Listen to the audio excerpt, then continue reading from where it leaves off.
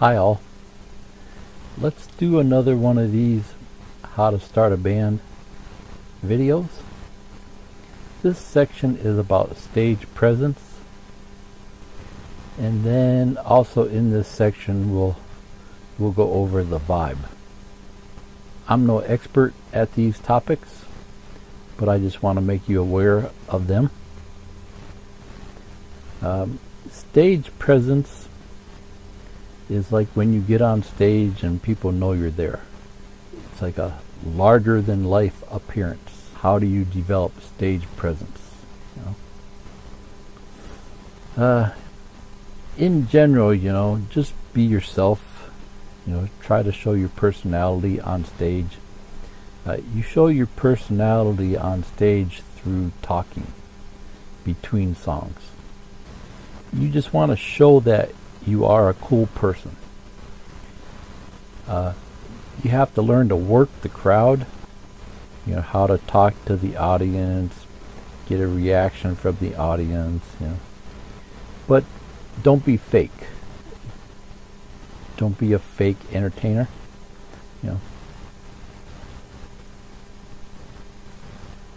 So,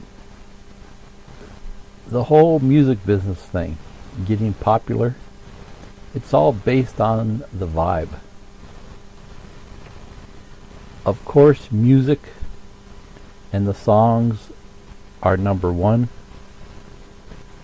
but number two would be the vibe of the band, the vibe of the artist. What is the vibe? The vibe is like the overall feeling of the whole atmosphere of the band. How cool is it to be in the presence of that band, or to read about it, to buy their merchandise, What is the vibe? In Webster's dictionary, this is the definition: a feeling that someone or something gives you. So you can see, even in the dictionary, they're having a hard time trying to explain it. So I think as we go through this, you'll kind of understand where I'm coming from. So, like, we all know that person that when they walk into the room, everyone knows they just came into the room. There's something about the way they carry themselves, the way they act, They light the room up. That's something that you'll hear about major stars. They walk into the room. There's just some type of aura about them that they light the whole room up. So fans buy into your vibe. They want to be involved with the band. They want to buy your music. They want to buy your t-shirts. They want to buy your posters. They want to be a part of it. That's really what it's all about. And right off the top of my head, I could name at least a few that the music wasn't even all that great, but the band or the main artist had a really cool vibe, so they got really popular. So we would like to think that music is number one, but in reality I don't really think it is. It's all about the vibe. If you have a good vibe and at least one good song, right, then your fans, your real fans, can't get enough of whatever you put out. So what is your band's vibe? Try to be a cool band. How can you set the atmosphere? Maybe have throw rugs down on the stage and a couple lights, not flashing lights, but like lights to set the atmosphere, and things like that. So this stage presence thing, that is on and off stage. Right? If you have a really cool stage presence, and then your fans see you go out and get into an old beat up rusty car, that would just blow your stage presence, right? Years ago, I remember seeing a documentary about Prince, and one of the people in that show said, you would never see Prince not being Prince. As he was walking around the studio, walking around concerts, he was always in costume, always acting the part. You know, that was his vibe. Something that goes along with that, you have to be aware of, there's a fine line between confidence versus being seen as stuck up. Of course, you have to be confident. When you're up on stage playing, you have to think, I am the best, because that's how you get the best performance coming off of your instrument. But at the same time, you don't want to seem stuck up, because that will just put off your fans. Here's one video that I bumped into that was pretty good on how to improve your stage performance. When I first started to put this together, I didn't really think there'd be a lot out there, but there is a lot of videos on how to improve your stage presence. So I just wanted to bring that up here. There's a lot of other videos out there that can show you exactly how to do it. So stage presence and the vibe. Create your band's vibe.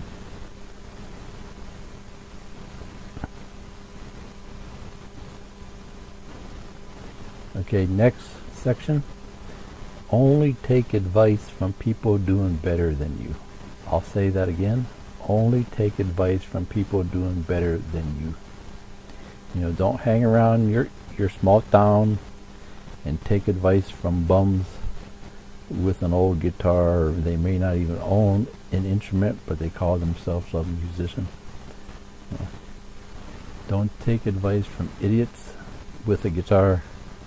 Don't take advice from local bum musicians. What happened to me when I had my music store? I was new at this, and the web didn't exist.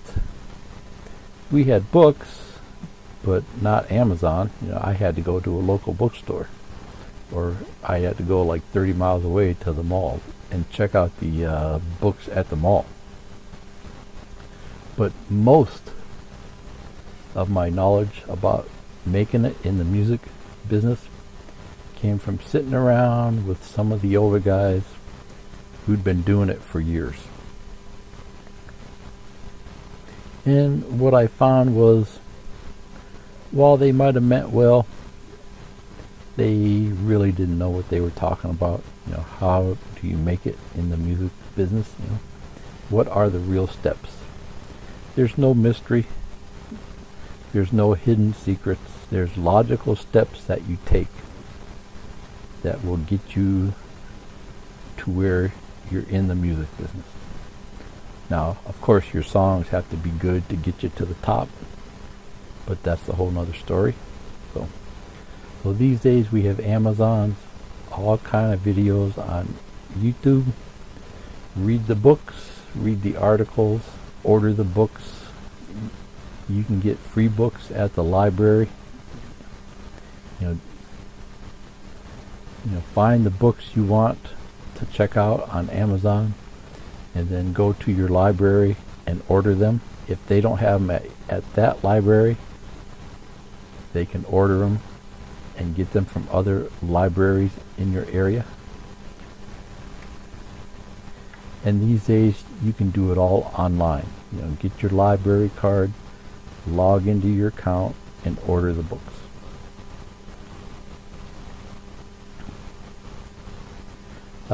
There's a lot of videos on YouTube that you probably should ignore. Don't fall for the BS videos that just want your views. There's no secrets. There's no fast fix to make it in the music business. It's going to take a while, a lot of hard work and luck. Okay. See, here's my library. And then I can click log in here. Brings up my username, password. So I'm logged into my account. Here I can see what I have going on in my account.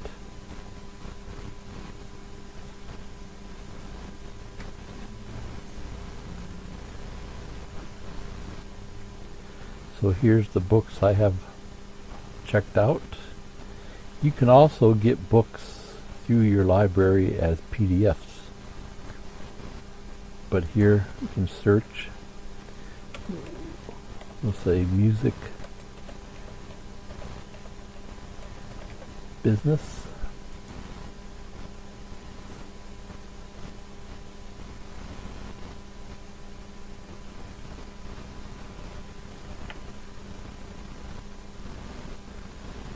So here's a list of books, and they're coming from numerous libraries. I think there's like 50 of them in the list. So rarely will my local library have one of these. So let's pick one here. Music Business Made Easy. Let's see if we can find a current one here.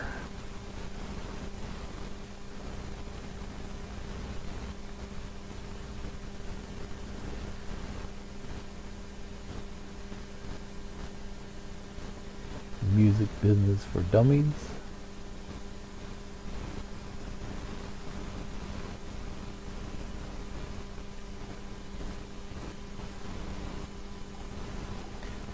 So if you're real new at this, that might be a good place to start. Every topic I learn, I always start with these. Sometimes they don't go into a lot of great detail, but they're like a good overview to the topic. So just as an example, we'll go ahead and click on this. This gives us more information, and then here it's showing me where it might come from. And what I can do here is say place hold. You see, I can just say let's see here. If I wanted to, I could just grab the ISBN number here and go to Amazon and just buy it. I could just place a hold here, but you can see they've got it made real simple here. I can say place hold, and it says where do you want to pick it up at, and I can say place hold. That's how easy it is to order a book. So it may take a week or so to get here, but it's all free.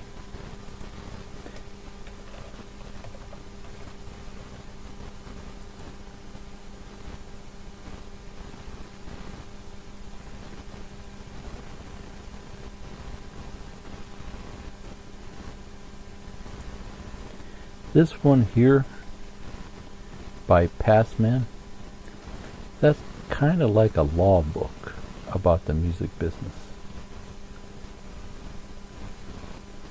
I have an old one. It looks like he's got many editions here. They aren't showing the dates.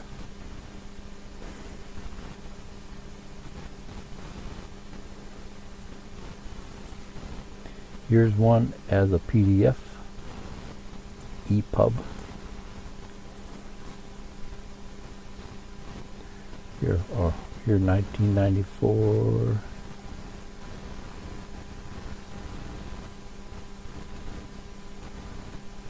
$209.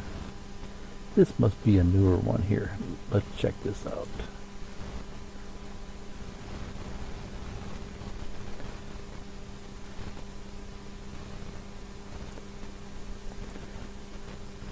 So 2015.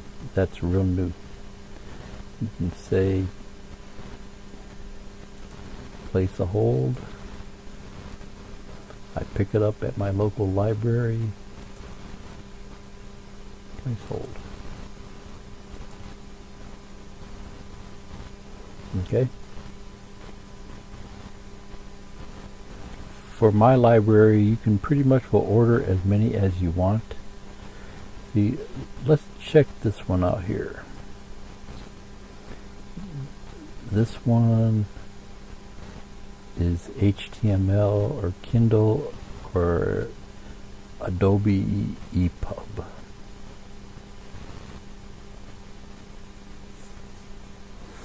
Your computer has to be set up through your Adobe account to read the electronic PDFs from the library, because that's how they check them out and check them back in. It's a normal PDF, but when you set it up through your Adobe account, then they can keep track on how long you've had it and things like that. So they're not as strict as they used to be. And the last few that I checked out, I was able to actually download a PDF.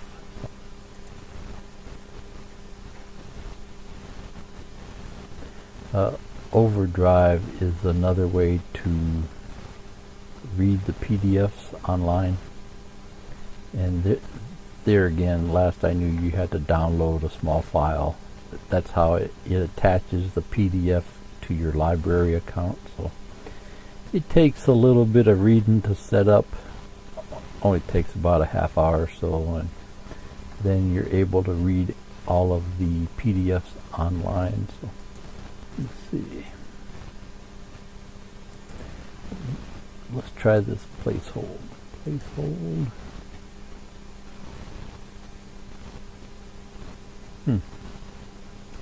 Sometimes,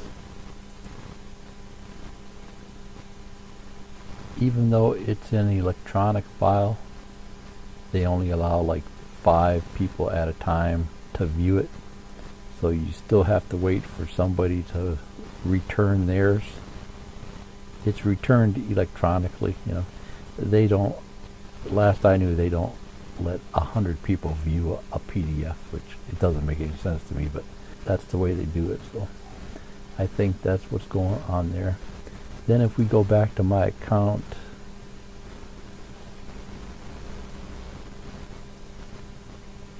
you can see under my holds, if I click on holds, I have two here. And then under the digital holds up here, I have this guy here. Okay, so, you know, the last few I did, I was able to just open them up as regular PDFs, then just click the download file as normal. Okay, so that's enough of that.